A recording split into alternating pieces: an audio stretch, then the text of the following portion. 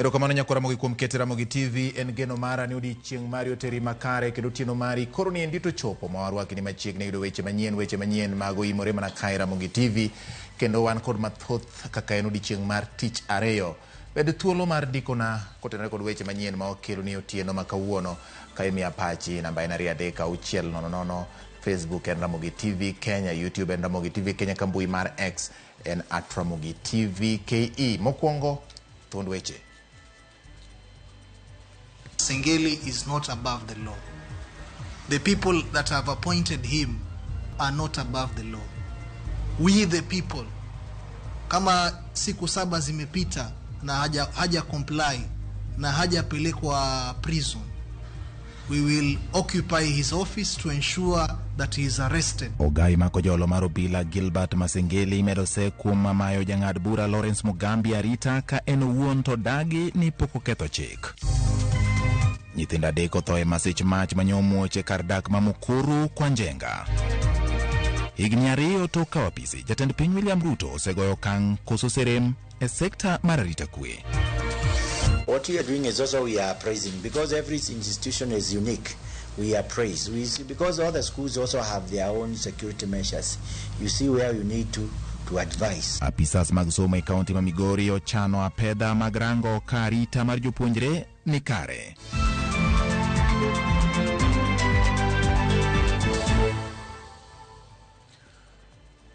Arwak ni machiegni nyakora mogi mar yudo weche manyien kora chiel ka chiel. Jaloko mara iluongo ni Elizabeth Otieno, nyinga en George Bati. Jaod bura ma Ugenya David Ochieng osingo chwalo twak mar golo oko ogai makojolo mar obila Gilbert Masengeli kuom chayo chik ma pachoka po nono ni ok ogweta owacho ni timbe mag chayo chik onge kod thuolo e thurka. Matimore kinde mar riwruok mar oganda kod riwruoge mag jong'ad bura wuok oko mager ka gidwaro mondo duok ne jang'ad bura Justice Lawrence Mugambi jochiw arita mage. Lydia Okeyo nigi ler mar wachni. Wich teko mar ogai makojolo mar obila manong'ad ne buch twech Gilbert Masengeli medo kelo liet e pachoka bang' tamruok chopo e doho kendo chiwo duoko e wi jokenya moko adek mawachore ni nondhi gi obila. Masengeli nochuo ma jang'ad bura manong'ado buche arita mare tok chik. Jang'ad bura Lawrence Mugambi nyoma jorit mage kaduoko manoyudo bang' chwalo penjo e wi okang' makamano ne en ni teko ma oya malo ema nogolo chik makamano. Teko makama makoro chal ka gima itiyo godo oyayo kwed mager riwruok jong'ad bura e kaunti ma Kisumu mawacho ni onge ng'ata ma teko ne oingo teko mar katiba ma pachoka ma ema itayo godo piny Kenya. Jakom riwruogno Justice Patrick Otieno koro dwaro mondo midwok jorit go ne jang'ad bura Lawrence Mugambi. We see Inspector Riri as the face and instrument of this violation and the only disclosed offender, and now issue a notice that we shall take all legal measures, including moving the court to declare him unfit to hold a public office.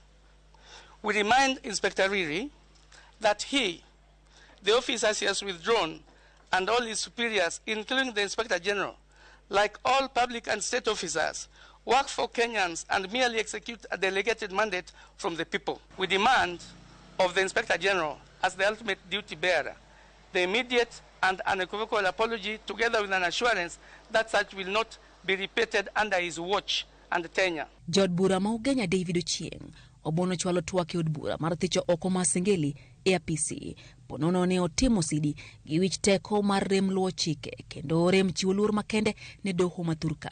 If the police service decides to enforce the law, then the whole fabric of the democracy falls. We are falling into anarchy. And I want to say this morning, that if that gentleman does not resign by end of the day today, as David Ochieng will take such a motion to Parliament for his removal from office.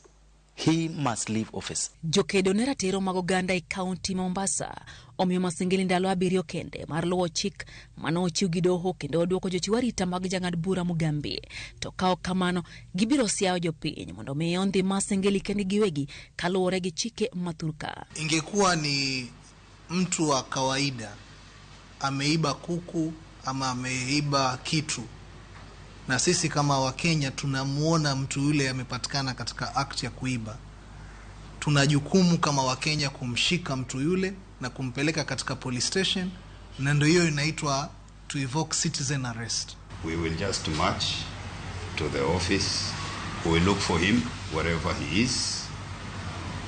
And when we see him, we will arrest him, present him to court. We have the power. No one has the powers over the people. Duol mamenyo kaka obila tayo tijegi IPOA osingo timo nonro ewi okang' mar mayo jang'ad bura no obila mage nonro magiwacho ni biro yango malong'o okang' magibiro kao. Mabire kinde ma onge ranyisi moramora ma Masengeli osenyiso mayango ni weche makamagi chando pache. Penjo mathoth oganda koro penjore ni to en ng'ama ni tok Masengeli. Lydia Okeyo, Ramogi TV. Ogai ma kojolo mar obila Gilbert Masengeli manoyudgi kod ketho mar buono chike mag doho kod kwedo report mayango ni kata koro kwedo report mayango ni omayo jang'ad bura Lawrence Mugambi obila marite. Masengeli wacho ni obila go nyoloki kendo tergi e tiegruok kendo nomi jang'ad bura no jochiwo arita manyien. Kaka jafwambo mar Eric Owenga lero, Masengeli bende odagi chiwo pache wi twech ma ong'adne kuom chayo chike mag doho. Odiochieng' achiel kende tok ogai mar bad migawo mar doho Martha Koome wuok oko ka ywak ewi okang' mar mayo jang'ad buche Mugambi obila mamiye arita.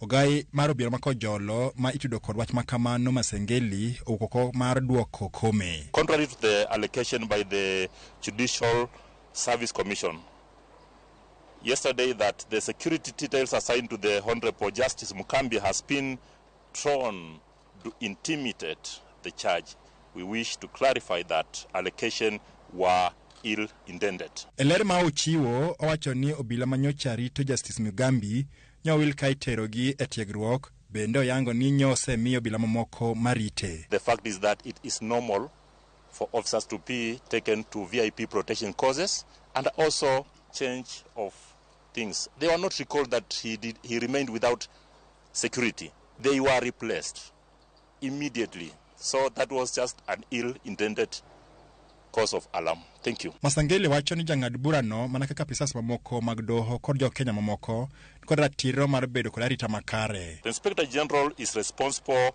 for the security of all Kenyans.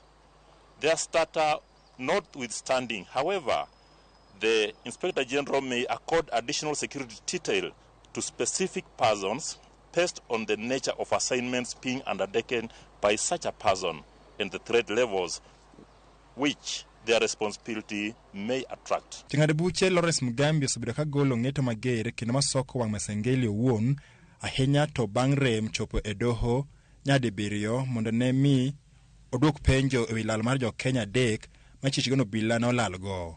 Nyori kosemiye twech mar dweche 6 e jela kata kamano en kod thuolo mar chwalo ywak e doho ewi ndalo 7 kochakre odiechieng' manyocha ne ong'adie burano.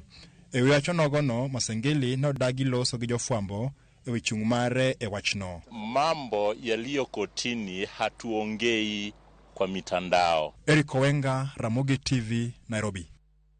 Kowere koda mago ma okwako Masengeli nyako Ramogi wadhi motenore kod weche mag somo. Jumbe ariyo tok skund primar ma Hillside and Russia Academy wang'. Sirikal koro duoko chenro mag skundno ne board mare ne ikruok mar piny mar KPSEA. Komishona mar gwenge mag Masawa Pius Murugu bende oyango ni nonro mare nyenyo mag del kata DNA mag nyithindo 21 manowang' e skund primar ma Hillside Academy and Russia biro rumo juma manyien. Semfros Okenda leronwa ewi wachni. Machiegni jumbe ariyo tok mach wang'o skund primar ma Endarasha Hillside Academy kendo nego jopuonjre 21 gikone skund no koro oduoki e bulletin board mare mondo chan yepo kendo. Kaluwore kod Regional Commissioner ma Kojolo ma Central Pius Murugu, sirikal osetieko kawo nonro ma ibiti godo e nono gima ne nyalo kelo majno. You know, at the moment the investigations at the scene, that is at the school scene, they are over, and the school has already been released to the management of the school, so that they can be able now to organize for the reopening of the same. They are now collecting all the reports from various agencies. As you know, a lot of agencies went on the ground to investigate the same.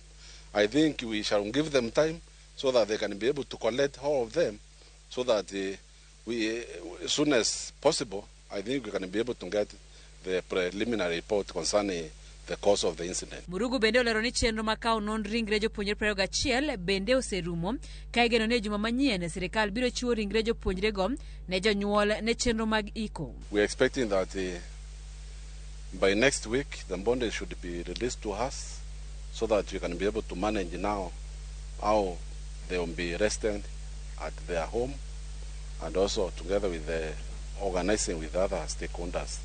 Tok iko skul primar maenda Rasha ibiro yawa yanga e giko duweni ahinya ne ikruok mar peny mar KPSEA mibiro tim dwe manyien.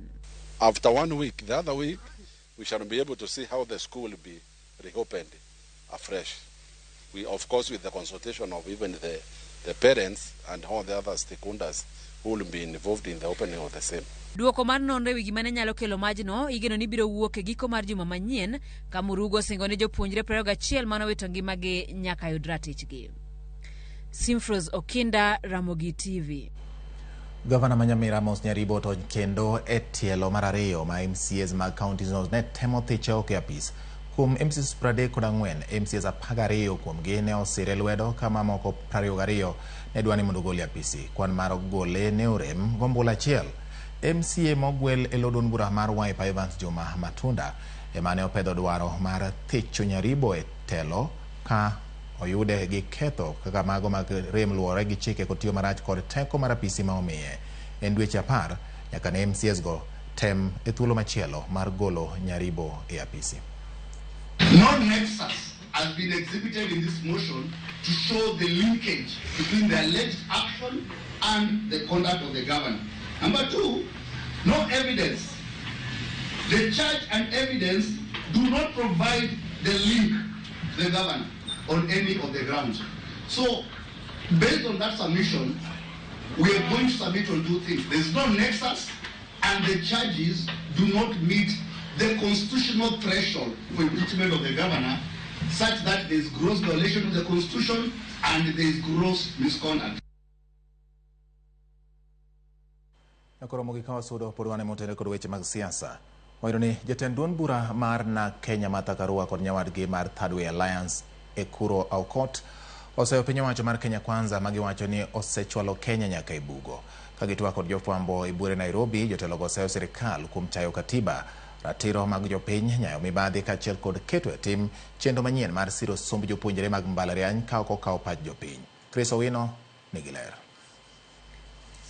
E gino mane gipimo kod twak moyedhi ewi chal mar piny Kenya, jatend duond bura mana Kenya Martha Karua, jatend Third Way Alliance Dr. Akuru Aukot kod Dr. Muhisa Kitui onyiso luoro margi ni piny Kenya ochomo kamarach. Karua lero ni okang' mar obila nego rowere mohewo 60, hinyo momoko 100 kod lal kod mamoko 60 e kinde ng'anyo mag rowere mag Gen Z en ranyisi makende ni piny owacho mar Kenya Kwanza okomiyo luor ratiro mag jopiny mag timo ng'anyo. Over 60 people, according to the Kenya National Commission on Human Rights, lost their lives. Over 60 others still missing, hundreds injured, some gravely, with close to 200 hospitalized. The unprecedented falsification of official records at the city mortuary in Nairobi at the behest of security agents and refusal by the authorities to give accurate accounts leave the nation in darkness as to the actual numbers of the dead.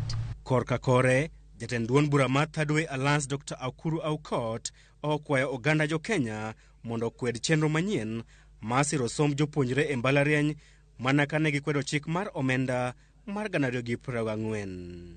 Kalore kod Dr. Akuru Aukot, chenro makamano dhi tamo jopuonjre mawuok e anyuola mochando chopo lek margi mar dhi somo e mbalariany. The VSLF model is not just a policy failure. It is an ideological assault on the most vulnerable among us. This shift from public responsibility to private burden is nothing less than a transfer of wealth from the powerless to the powerful. It is a tactic designed to push young Kenyans and their families into deeper financial despair, forcing them to carry the weight of a system that should, by every moral and constitutional measure, support them. Twak makamano bende omulo gope mag piny Kenya kama jagoro machon mar riwruok mar piny mangima mochung'ne ohala kod dongruok Dr. Muhisa Kitui oseo sirikal kuom tiyo kod omenda mathoth e chulo gope kar chwalo chenro mag dongruok. Dr. Kitui omedo wacho ni gope mag piny Kenya maromo trilion 11 en nyororo ma utweyo oganda jo Kenya duto kata nyithindo ma inyuolo e kindeni kata odoko ni okong'ere ng'ama ne okawo hola makamago kaachiel kod gik mane omenda makamago otimo gino ma omiyo oganda jo Kenya onego tamre chulo gopego. We have become beggars in our own country, beholden to international financiers whose interests lie not in the development of Kenya, but in the perpetuation of our financial dependency. Because those resources have been squandered, the dreams of development have been traded for the nightmare of austerity, all in the name of servicing a debt that should never have been incurred in the first place. What we are witnessing in is a form of modern day colonization, not by foreign powers with guns and flags, but by faceless financiers and shadowy intermediaries. We are being colonized by debt. Jotelo go bende owuok tumuso kod piny owacho ewi mayo jayal buche madoho mamalo Justice Lawrence Mugambi jorit mage kagiwacho ni mano en temo buogo jotich mag doho. Chris Owino, Ramogi TV, Nairobi.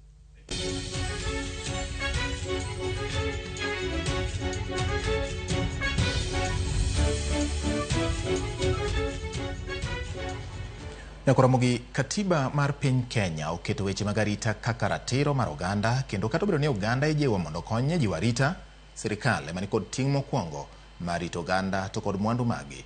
E higni 2 mag jatend piny William Ruto, arita osebedo nade? Arita ma en achiel kuom mise mag kwe kod dongruok kendo ratiro moketi e pend chike ma pacho ka. E higni 2 mar jatend piny William Ruto, jomoko osebedo ka seyo rochruok mar arita. Tindwa toma lit, oganda wa toma lit, jodongo toma lit. Wayuak ni jo konywa ne ka dwan gi chandruok. Ka sirikal yango chiwruok margi en ni Kenya obedo kod arita mongirore. Their days are numbered. We will fight them on land and from the air. Bang' ne kao ligangla ranyisi mar kao ting' mar rito piny, jatend piny William Ruto osebedo ka yango okenge mag neno ni arita ongirore. Bang' ne golo chik ne jatend migawo mar arita Kithure Kindiki mondo ogur iwe nyandwat mar Roho mar Okak kendo singo mendo tiyo kod jolweny e jiwo arita. Nimemwambia Profesa Kindiki atoke ofisi Nairobi aende aishi kule North Rift mpaka hiyo mambo ya wananchi kupoteza maisha yao iishe. Tumeanza operation ya kutafuta sehemu hii yote mahali kuna wizi wa ng'ombe. Lazima tuhakikishe usalama umerudi. Kama itachukua miaka 100, jeshi watakuwa huko miaka 100. So hamuna shida. Weche mag arita sani nenore kama ojiwore gwego. Okang' mane en jawache lo bila Charles Owino koni nyalo bedo makare ka oket mbele weche mag dongruok e gwengego kendo kedo kod johala ma odonjore kendo siro kuo mag jamni. Areas mag North Rift go, some of them gin kuonde ma hardship areas kaka Turkana, some parts of Samburu and Pokot, and some parts of Baringo. Wager schools, and that is why nineno ka jatend jalweny miluongo ni soft power, jatend jalweny the late Ogola notho kanodhi inspect schools in those areas. Maniluongo ni soft power mokigori gi ji. He develop schools, some of them are boarding, imayo gi morans, itere school. Gimose timore ni some businessmen, johala, osedonjo e sponsoring kuo mar dhok. E wi lweny manobedo sondu, Owino lero ni ber ka ogendini obedo kanyakla kendo many kaka inyalo tiek weche mag siasa manyalo nyayo sigwe kind ogendini. Jolango gi luo osebet ka kwalre dhok higni mang'eny, but ok wabed gi skirmishes. Samineno ka nitie skirmishes to ng'e ni siasa ni e iye. So gimwa need is cooperation. Wanyalo bedo gi elders from this side, elders from that side, to wabedo ga strong community policing system. Luar mar ndek jolweny manokelo tho mar manen jamadar mar jolweny Francis Ogola ne onyuolo penjo e wi weche mag arita e sekta mar arita. Kaluwore kod bedo ni motelo ne luar mar ndegeno, mamoko bende ne osetimore ka oting'o luar mar ndege manoting'o mane en jatend migawo mar jolweny Aden Duale kod machielo manotimore Kajiado kendo kelo tho mar jolweny 2. Kata obedo ni jatend piny ne ogolo chik mondo tim nonro kendo chiw duoko e wi masira mar ndege manokelo tho mar jamadar Francis Ogola. I have full confidence that General Omenda and the team he has appointed to make sure that all details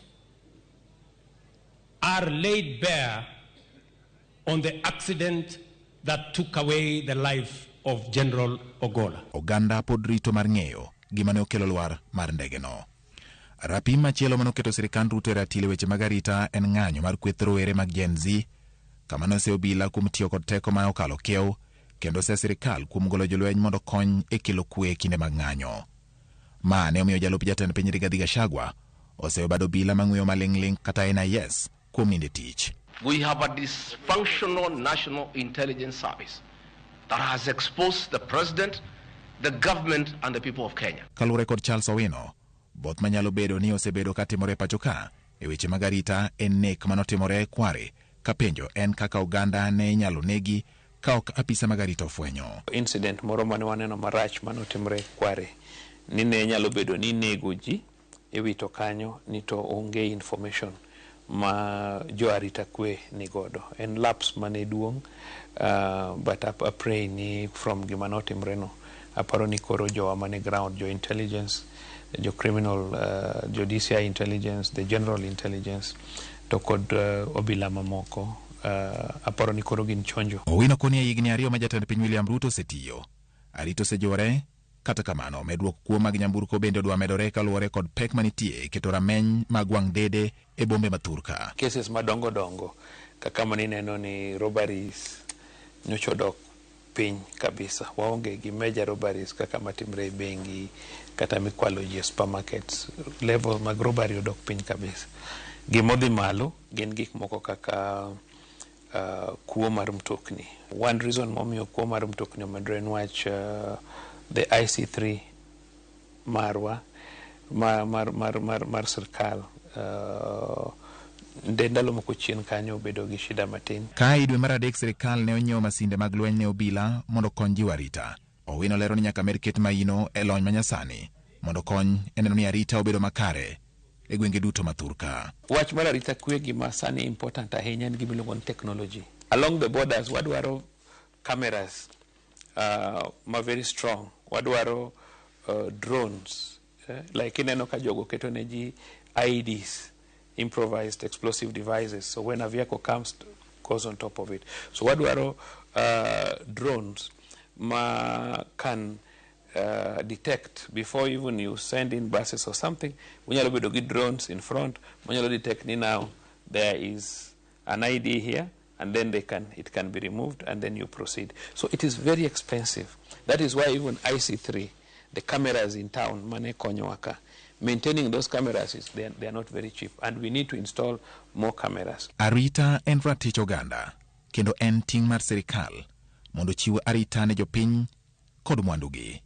George Bati, Ramogi TV.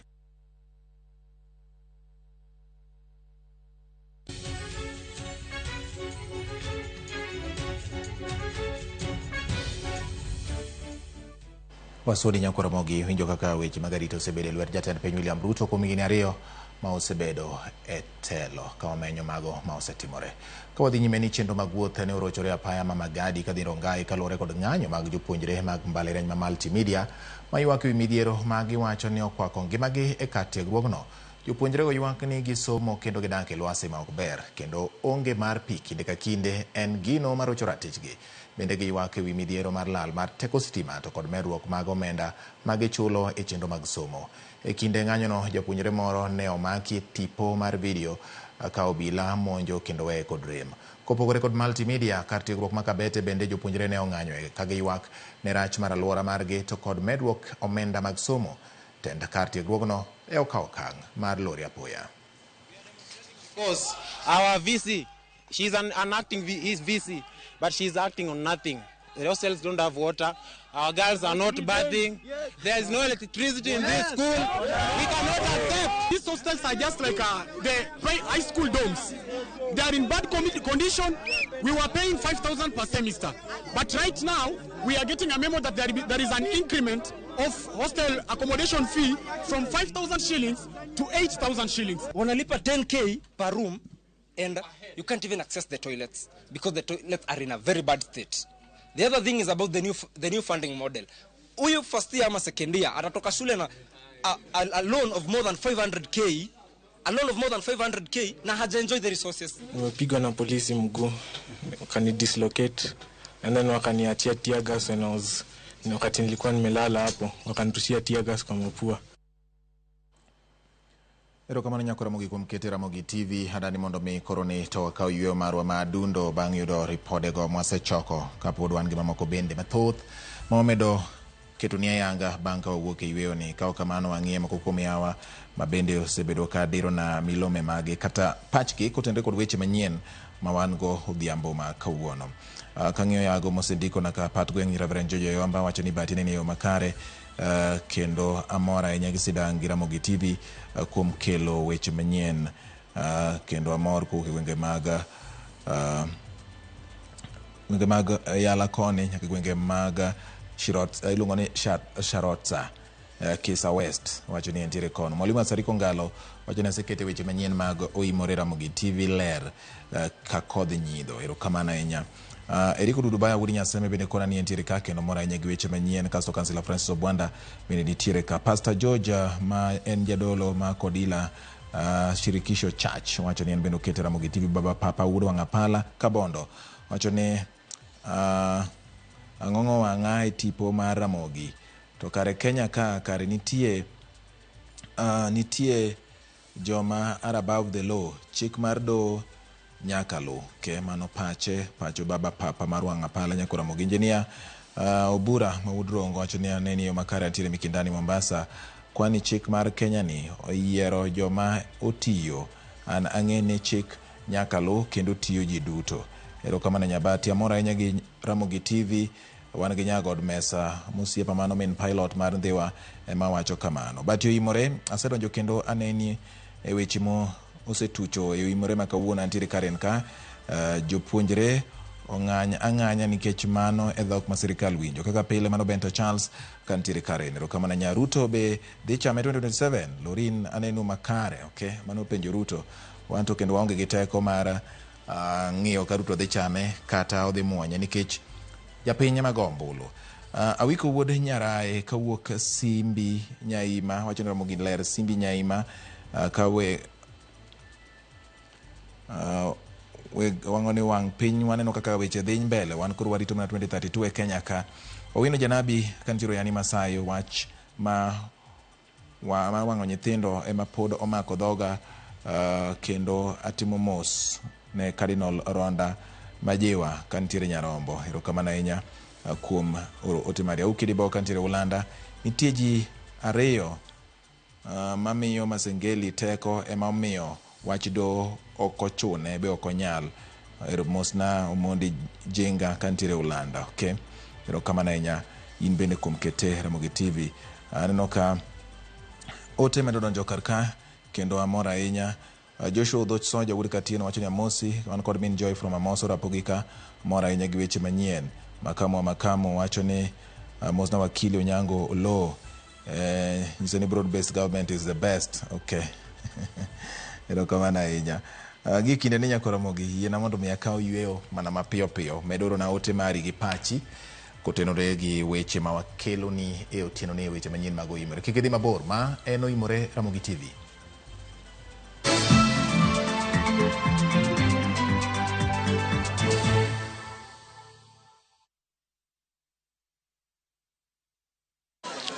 Colgate Herbal imetengenezwa na mchanganyiko wa mimea ya asili iliyothibitishwa kisayansi kuimarisha nguvu za meno na utunzo wa ufizi wako. Ijaribu Colgate Herbal iliyothibitishwa kisayansi kwa meno imara na ufizi wenye afya.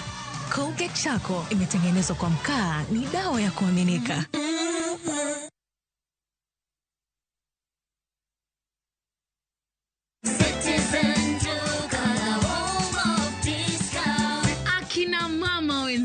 Leo nawaletea discounts za maajabu. Citizen Duka the home of discounts inakuletea mama mpenzi package ya wiki hii kutoka Quickmart. 5 500 ml Quick Choice Milk ilikuwa 50 shillings, saizi imeshuka hadi 42 shillings. 2 kg Soko Ugali ilikuwa 134, saizi imeshuka hadi 119. 2 kg Ajab Home Baking Flour ilikuwa 172, saizi imeshuka hadi 149. 3 liters Fresh Fry Cooking Oil ilikuwa 1060, saizi imeshuka hadi 699. 5 kg ya Basmati Rice ilikuwa 1863, saizi imeshuka hadi 1199. Ukinunua hii package ukitumia Citizen Duka utalipa only 2208 shillings, meaning utakuwa umesave 1071 shillings. Piga *487*5# na ulipe saizi kama stock bado iko. Ukishalipa utapata confirmation message ya kukuambia sasa you can go to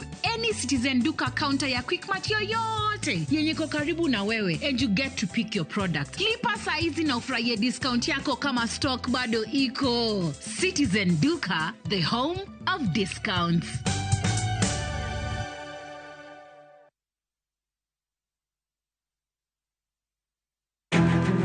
Wakelo ni chenro mar ohala kod lony gi dongruok mopogore opogore. Ohand kinyosi nigi pesa kitimo gima dwarore. Weche makende moa kuom jogo makelo lokruok e ngima dhano. Ohala ber nikech ohala puonji managerial skills. Lek ma in go iriembe mineni gigo chopo. Chakre gi jogo mane ochako ohala manyien. Kalure gi kaka nachako gi kuma achope. Ohala ni en ohala maber. Nyaka jotelo molony e timo ohala. Akwanyo jodala wate odogi ohala. Ne pek mane gikalie. Pod waonge uhuru mar ohala. Loch mane giyudo kod kinda mane gitimo e manyo gik mabeyo beyo. Ka jawala ok nyal chako project ka ionge gi market. Tudri gi Cleophas Oluoch e ohala gi mwandu. Tich Ang'wen ka Tich Ang'wen chakre saa 1:45 otieno.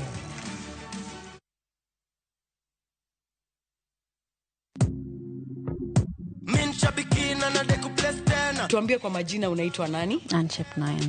Umetoka wapi? Mtani wapi mami? Ni Trans Nzoia. Unafanya biashara gani ama uko employed? Unafanya nini uko mami? Mimi ni mwalimu. Walimu washakuwa pilot. Cheki sasa venye nakuambia, mwalimu mwenyewe. Ulianza kucheza aviator lini? Nilianza kucheza this year March. Ulijuaje kuhusu shabiki aviator? Nilisikilia tu colleagues wale ucheza pale jobe. So pia mamode wengine ni mapilot huko. 1.2 million na una plans gani na hii mkwanjez mami? Kitu niko naye kwa mind tu ni shamba alafu na nitulize. Congratulations to Anmanze. Na nikiwaambia aviator ndio form. Kuwa captain. Mbona utaki kufinya mafuta? Aviator Shabiki.com inakupa the biggest multiplier in Kenya. Shinda up to 50,000 times your stake. Yani ukiweka stake ya 100 bob, ndege ipeperuke, unashinda 5 million within seconds. Changamkia Aviator on Shabiki.com. Not for persons under the age of 18. Authorized and regulated by BCLB license number 428.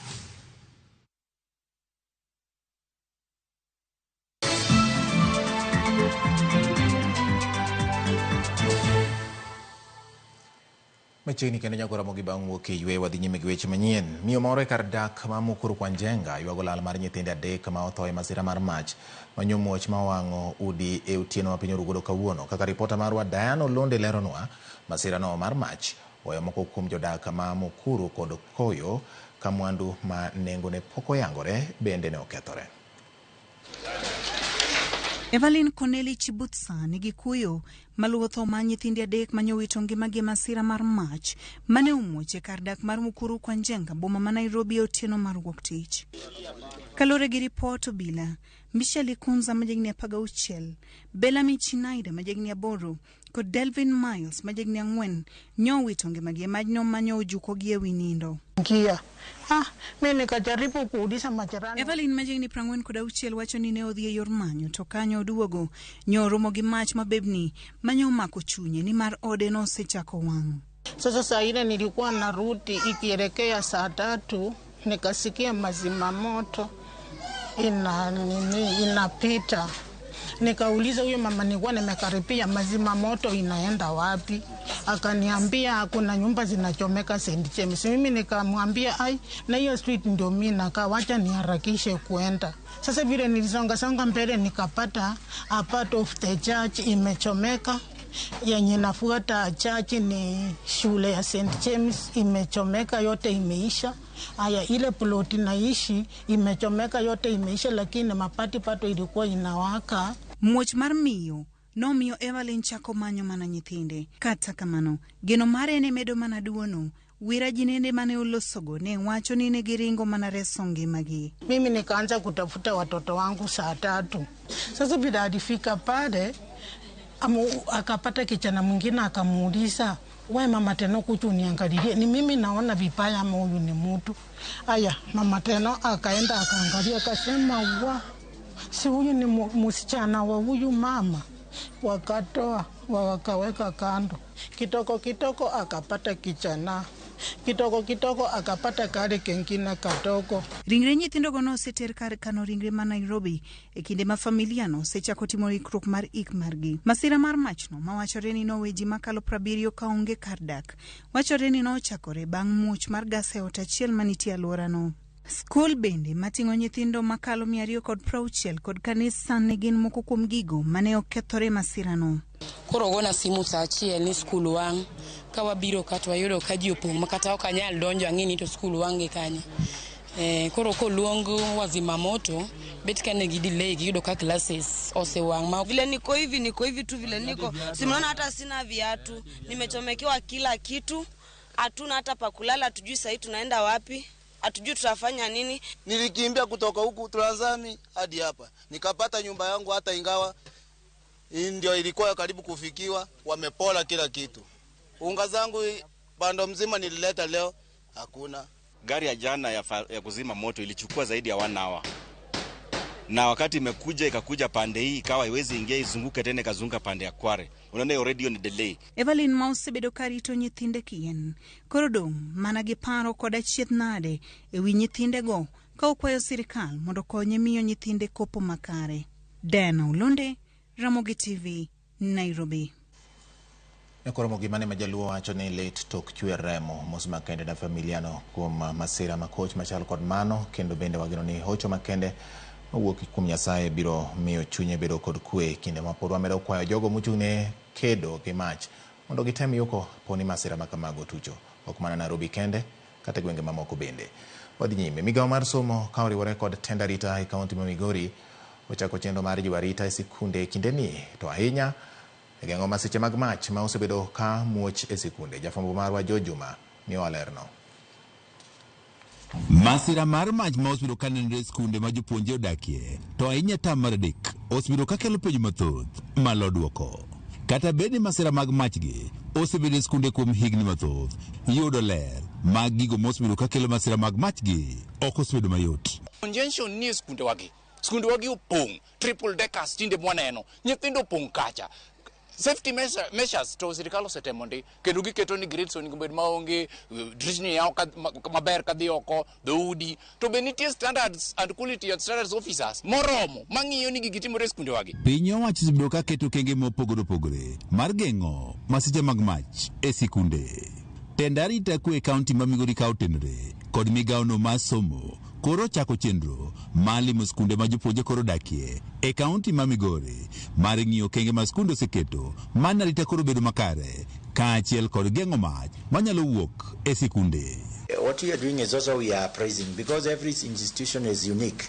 We are praised. Because all the schools also have their own security measures. You see where you need to advise. Commissioner ma Migori Mutua Kisilu mane wuoyo bang' bedo kod romo kod directors migawo mar somo e sub-counties duto kaachiel kod jolup county commissioners e sub-counties duto e county ma Migori wach ni gidhi neno ni kuonde nindo mag jopuonjre okete yo mowinjore kendo kenge mag geng'o mach bende koro keti. Sometimes in this term there is a little pressure on the learners. So because of that we take that as one of as a potential threat. So in talking to them we have them prepared so that they take the exams as just something that is normal and there is no need to panic. E kinde limbe margi e sikunde, jotend arita kwe kod apisas gi mag migawo mar somo bende dhi bedo kod twak kod jokanyo e sekta mar somo ma oting'o jokanyo mag board mag sikunde, jopuonjre kaachiel kod jonyuol man arita koro bedo makare e sikunde. Tomorrow across all the sub-counties there would be stakeholder engagement at sub-county level to ensure that we review some of the measures we put in place and see what has worked for us and how best we can make it even work better. With us, we have Red Cross. We also invited the MOH and Public Works. Director Migano Masome County Mamigori Jacobo Nyego, Okono Sikunde, mondo koro jiwa rita, e alwora mag kuonde nindo, e skunde duto. The measures that we have put in place enhance the security guards within the boarding areas. We have also encouraged our schools to install CCTV cameras in boarding areas and of course listening to learners' grievance. The dialogue is a major instrument in managing disputes in an organization. County Mamigori Pokobedo kod masira mar mach moramora etamni maradek. George Juma, Ramogi TV, Migori. Kowuok Migori wadhi ane Homa Bay. Kinde ma piny mangima ingo odiechieng' mar thieth makare ne jotuo miluongo ni World Patient Safety Day. Oyangore ni thoth jotuo e kaunti ma Homa Bay hinyore nikech wich kuot ma gin go mamonogi pimo ne jochiw thieth kit tuoche machandogi. Jafwambo marwa Alia Beach noywore nyasino manobagi ka thieth maduong' ma Homa Bay kendo omiyowa ripot. E nyasi mar ingo odiechieng' mar thieth makare ne jatuo mane obagi kar thieth ma Homa Bay ne oyangore ni achiel kuom gigo mamiyo jatuo yudo thieth e yo mowinjore kaluwore gi tuo ma en go en ni jotuo moko pando midhiero kata tuoche moko ma gin go e kinde ma gidhi osiptal mondo okonygi kendo ma kelo thieth bedo matek. Thoro mar wach e kinde nyasino ne en miyo jatuo thieth mowinjore kod tuo machande ka jolony e weche mag thieth manoyuro e kinde nyasino wacho ni pek mag yudo osiptende en ni nitie jotuo moko mabadhore kendo gipimne lakteche tuoche te machandogi kendo ma hinyo ratiro mar jatuo mondo oyud thieth e yo mowinjore. Ahinya gik ma hinyo jotuo en ni jatuo biro to ok owach gigo duto machande. Moko be pando weche moko ma ok ginyal wacho e yo moro makare. Samoro be kako pime ok en kake tuo moro time. Samoro gimoro hinye kamoro to luoro wacho ni gini hinyo kama kama. Ng'eni wadwaro ka ibiro ir daktari wadwa ni hit the nail on the head. Iwacho ni ka tienda rama to en tienda ema rama. Koro gimwane temo ng'iyo ne ka jatuo biro to wang'iye maber wapenje shida ma en go to kendo kose jatuo sewacho shida ma en go nyaka pime ka en kata ka oparo jatuo nigi malaria nyaka tere lab mondo pim mane en malaria no adieri ma ok biya miya yath kapok wapime. Remonyo yath kaka owinjore ahinya to ka jatuo segol modok pacho bende rocho thieth makare ne jatuo ka jolony wacho ni nitie jotuo moko mok luw chike ma omigi osiptende mondo gilero kod thieth moketnegi. Koro ka jatuo dhi dala gik manyakelo hinyruok samoro yath ok omuonye e yo makare kaka nowache samoro notimne kata mana operation moro dhi gi kidonda moro kidondano samoro ok orit maler. Koro mago gi kanyaka jatuo penji to kidondane adhi time nang'o kata ka an gi usi ni golo tich adi gima sama be nyaya jatuo ni jatuo samoro miye tarik moduoge osiptal. Koro ka jatuo koduogo e tarik manonyise no to nyalo hinyore nikech tarik cha ne luwore gi gimoro manego bed ni itimo e tarigno.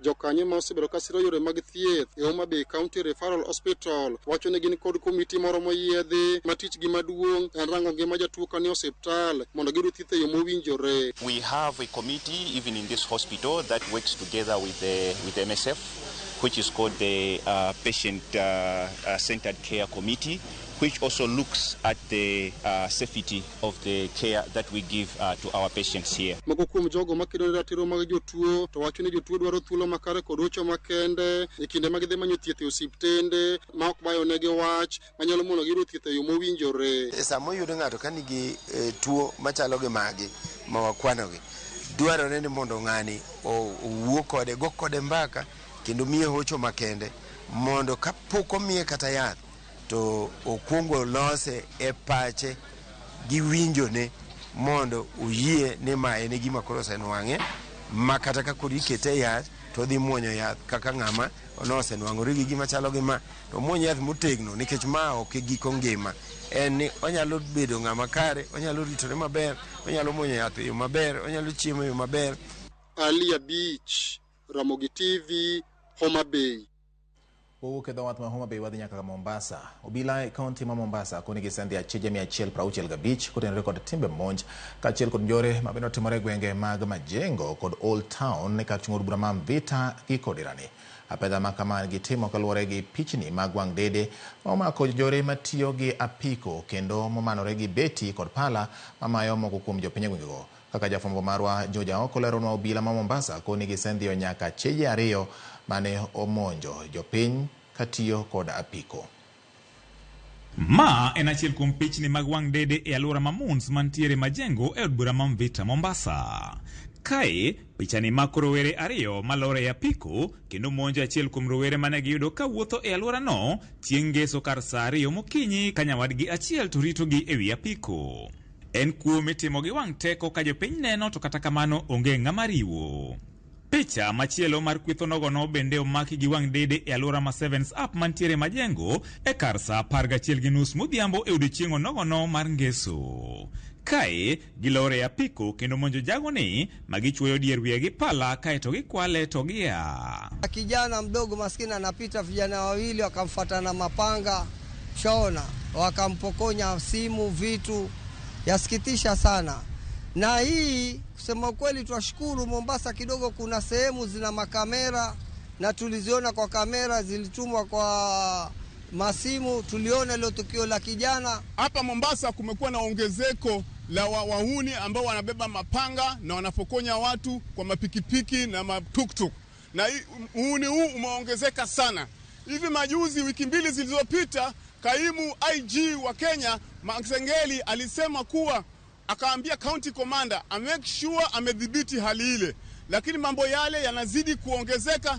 Tend arita Mombasa kata kamano kone gisekao kan kendo ndhiyo achije mopogore maitudo gi kuom makamago. Gikoni moko kuom jogo manyayo kuogo gin rowere madang' e chuny boma ma Mombasa ma bende ne gitimo apedha margi. There was several incidents that happened within Mombasa town of boys using bangers and speeding off of using boda. On Saturday night, we did an operation, 2 operations. One was spearheaded by officers from Makupa police station, where we managed to arrest 24 criminals. The second operation, we have managed to arrest 75 criminals. And they were brought into custody in Central Police Station, waiting to be arraigned also in court today. The last operation we did last night, which was carried out by the same officers, that was the combined, the officers from Makupa police station and the Central Police Station, and we managed to arrest 64 criminals. Moko kuom jodak Mombasa to pod dwani obila wuog oko motegno mar kedo gi kweth jonjorego mikoni otamore rumo e kaunti ma Mombasa. Inaonekana wamezembea. Wanasema wanakamata watu, lakini bado uhuni ule, ugaidi ule wa mapanga na marungu unaendelea hapa Mombasa. Kwa hivyo tuwaomba yani mapolisi wazidishe bidii kuweka ulinzi hasa mitaani hapa mitaani, na wafuatilize hizo kamera, manake vijana waliomfanyia mwenzao kumuibia na mapanga wanaonekana paka kwa simu. Where the incident happened mostly was in Majengo. We are still now having more operations to come. So we are assuring the residents that they are going to be safe. George Aoko, Ramogi TV, Mombasa. Report no mar George Aoko nyakoro Ramogi koro watero wa sigana ma keluni chieng' tichario katichario mabende timo kod Millicent Adhiambo Nyaboma. Nyakoro Ramogi kaka kala patrols bedo ka fuyo kawuonto fuyo ma bendo chope gwengwa koro kawuona somo wach mawuok e gwenge ma gwengwa. Nyakoro Ramogi jwang' e chenro mar gwenge wa makawuono. Darubin mar Ramogi TV menyo kendo semenyo ma olwar nyaka gwenge mag Godkwer. Godkwer mayudore kaunti ma Migori sigane lach kendo osebed ka ipime mak mana ni kawuono ni to koro idwani mondo pimni ga achiel kachiel kendo yo matut molo kaka samoro isewinjo. Watudre kod Millicent Adhiambo manolimo Godkwer kamiyowa sigana mar Godkwer. Nyakwaramogi Ajuang machiegni kendo e telo machielo e chenro ni mar ng'egwengewa ka jumani kalapapla ma pod onyonore mana e kaunti ma Migori ka owuok watho ng'er ofuyo ma obio piyo kama ong'ere ni God Kweru mayudore e sub county Masuna West. Sama iwinjo kama iluongo ni God Kweru, ang'o mabiro ga ipachi? Machiegni e ng'eyo nonro mar God Kweru. Mokwongo Nyakwaramogi wawinja nena paro mopogore ewi kaka jogweng' lieko koteno kod nonro mar God Kweru. Ene kama ne rupuye ng'enyie. Ne kite ne nitie madongo dongo. Koro kite gi kane ikunyogi ne kama kwe nitiere. Koro kwe ne momi chake ni en God Kweru nikech en kama ne kwe mane nitiere. Kwe mani puro godo. Koro kwe ne ng'enye ka nikech ne gin kite go ne ikunyogi gi kwe. Ne nitie got moro malo kacha mane jolejo ne dhi kwere maricho. Koro kane wuon dino miluongo ni Simeo Baba Mesia Ondeto nodonje godno, to nochako godno ni God Kweru nikech ne kama ikwere maricho. Kitimo marach tidhi kwero maricho kanyo to thieth kata kani dwaro mondo ichangi kata kani nigi shida mar chango tuo mone chandi to ninyalo dhi e godno mondo yudi thieth. Ne wan gi jotheth ma joka Kienga mane thethe bo God Kweru ka itie got ka. Koro ka ji nochako kanyo to nochak ni God Kwe kama inyalo yude Kweru, God Kweru. Bang'e mar ariyo Simeo Melkio Baba ma en jatend din mar Legion Maria nobiro ochako godno ni God Kwe. En kuma kani dhie ti yude kwe, en kuma kani dhie ti kwere richo. Koro ma osebedo ka lando God Kweru ni God Kweru. Koro ji lande ni God Kweru lakini en God Kwe kata God Kweru kama inyalo kwere maricho. Koluwore gi kaka joma chon nodak ne weche mag juok ne ng'eny. Koro kane jaduong' Simeo nobiro karwa ka to nokelo lamo. Koro ji ne kwero weche gi mag juok ka gidonjo warruok ka omiyo ne okano wach ni en God Kweru kama ikwere richo. Nyakwaramogi bang' winjo kaka jogweng' oselieko koteno kod nonro mar God Kweru. We koro wawinja nena adieri kod kuku mar wach koteno kod gima dine mi chak gweng'ni ni God Kweru. Chon mokwongo ne ji time nyasi mag luo mar kitgi gi timbegi. To kane gik moko ndalo mane ji puro kane en thim to ne ji biro puro ka to kano kwe ka nikech ne nitie gima notim ka jogi timo nyasi gi mar piny to ne gikani kwe to onge ng'ama ne kwalo kae to wach ni go ni karen god mar kwe. Koro nikech kwe nitie to kende kani kwe, koro nobedo God Kwe kama ikani kwe. Koro lejo chako biro to ng'ama okwongo tero ji e godo no iluongo ni St. Kweto mako kinda mokwongo dhi kanyo koleko ni Bikira Maria dwa nodhi ogerne ode mar Ligala. Milambo en God Kweru ni got mar Milambo. Koro ni kuma chiegni gi Jerusalem en mwala moyo.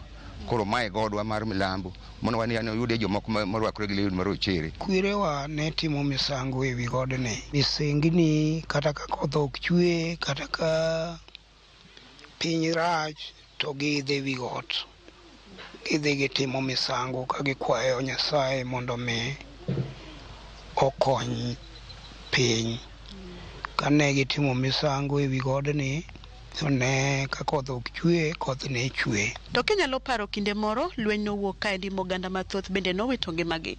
Jaduong' Odongo leronwa gima dine kel lweny makamano. Nitie ng'ato ni adi kato gi ng'ato nong'ome ni pach barruok obede makoro jogo dhi yore kato lweny obede adi ka dwaro bi gipos gi jogene to jogi be dage ni kobiro to nyaka dwe bade piny mondo obed ni oyie gi gik ma joka wacho nikech nodwa dage ni koto weche mag baba mane timo chon mondo keth te mondo chak meke to ok nyal yie mondo tethe weche mane mag baba wacho nikech mag roho to gi gik mane timo to ka Nyasaye osejiri timi mana telo moro nikech Nyasaye mane yiero ng'ato.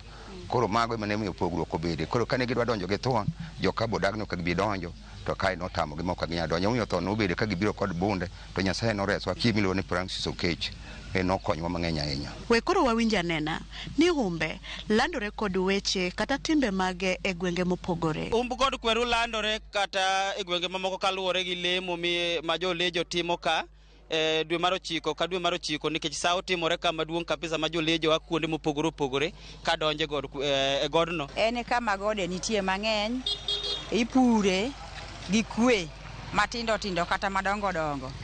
Aya God Kweru ni en kama kanisa mar Legion Maria nitiere. Gisani umbe landore nikech koro ka kwe nosebete koro ji hero bire kabisa mondo mi giyudie kwe manokel ka magi jaduong' Simeo Ondeto. Wi got kanyo king'iyo kanyo idhi neno kogerie kanisa maduong' mar Legion Maria misen margi.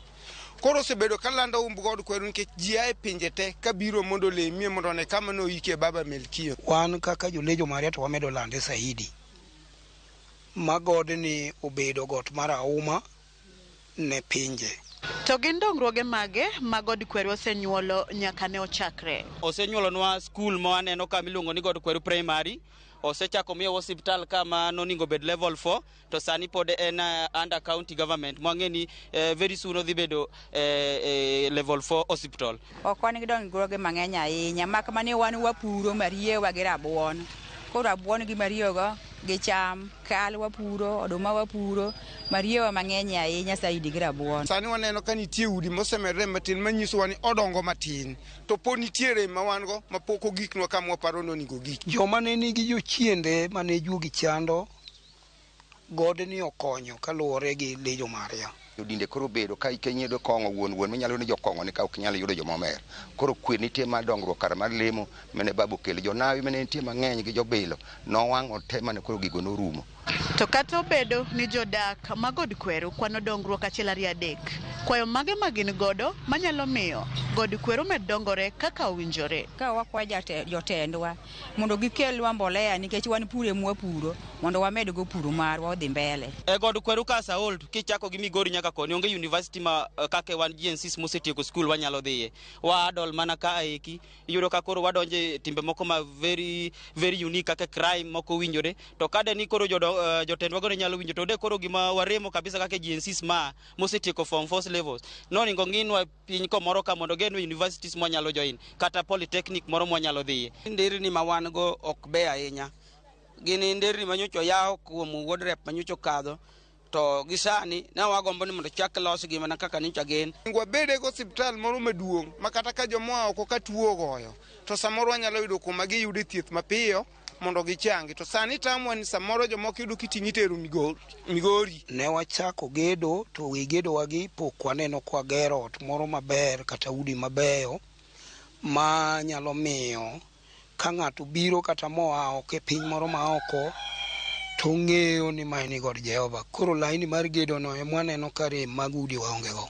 Mana kamano nyakwara mogi gi kanye mwachopo gode gi komatilo makawuono e chendo ni mar ng'e gwengewa. Omiyo kikidhi mabor medikete mane wang' jui mari maramogi nikech kae emomedo kelo ni nonro mar gwenge mopogore. Onyalo bedo gwenge kumiae kata kamise winjo tigombo ng'eyo nonro mage. Oriti masani nyinga Millicent Adhiambo kata kiero inyalunga ni Nyaboma.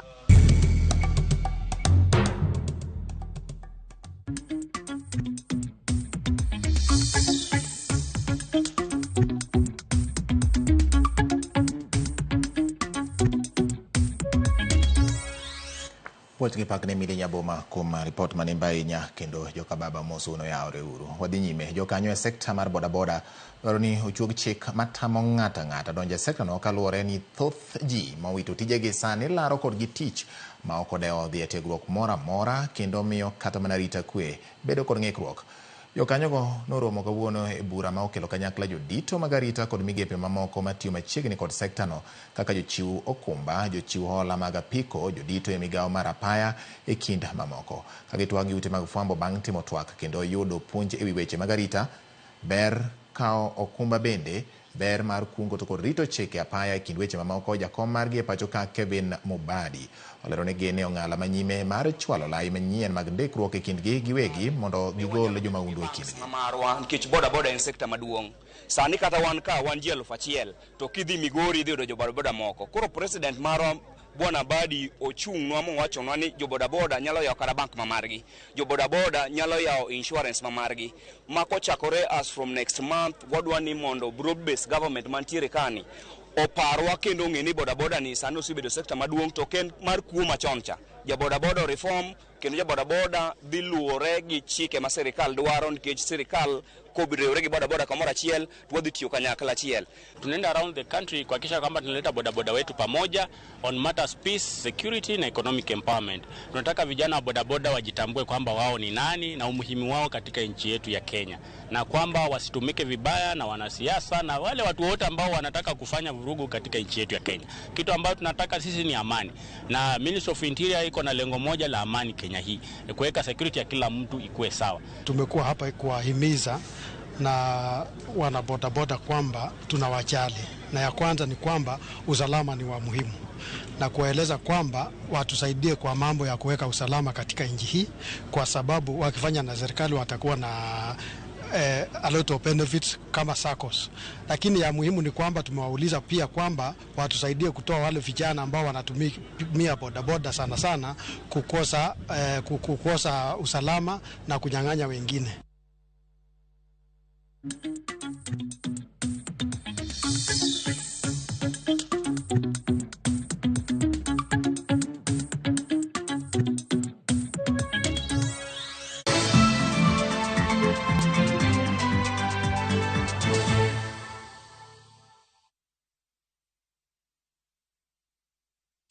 Hivi zilianza small scale door to door, likuwa na kinda opens hadi so depending on vile tutabonga. If you know you know, side delivery nafanya kwote juu busy grow kama lini safit na zikinda kwa shelf. Sherehe after kazi nyama kima kitesa ini ki handle the cash check mingi wakashare Yeah yeah, lazima tutafute tukafunge.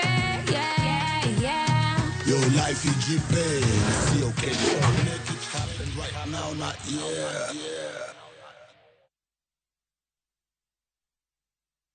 Female genital fistula FGF en tuo ma ikelo kod muoch ma oremo kuom kinde malach ahinya to kokao okang' mapiyo mar manyo thieth ma inyalo kelo mol mar oko matin gi maduong' ma ok chung'.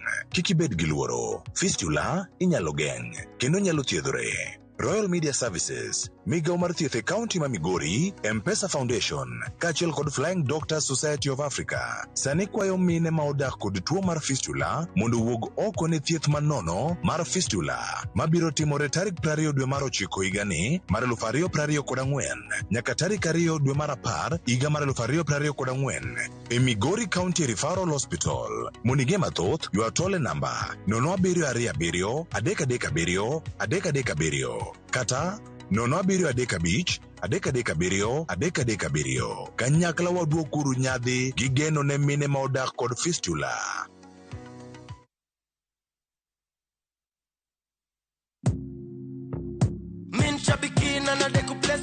Naitwa Daniel Kimanzi, nimetoka Kitui County. Mimi kazi yangu ni I'm an engineer by profession. Shambiki ya fieta, nilianza kucheza mimi na pesa kidogo, nikimprove kidogo kidogo. Nilikuwa nakula tu natoa, nafanya kazi zangu, lakini mpaka saa hii ndo nimefika pahali nikakula pesa mzuri yenye inaweza nisaidia. Saa hii nikiwa nimesimama hapa, niko na furaha sana. Nimeshinda 1.5 million kama venye mnaona kwa hii check. Hii pesa itaenda kunisaidia sana pamoja na familia yangu. Niko na watoto shule, italipia fee. Biashara yangu ya construction pia huwa inahitaji pesa mingi, itaniboost kiasi kikavito na pia nitaendeleza mambo zingine zangu. Win big in seconds. Aviator ya Shabiki.com inakupa the biggest multiplier in Kenya. Shinda up to 50,000 times your stake.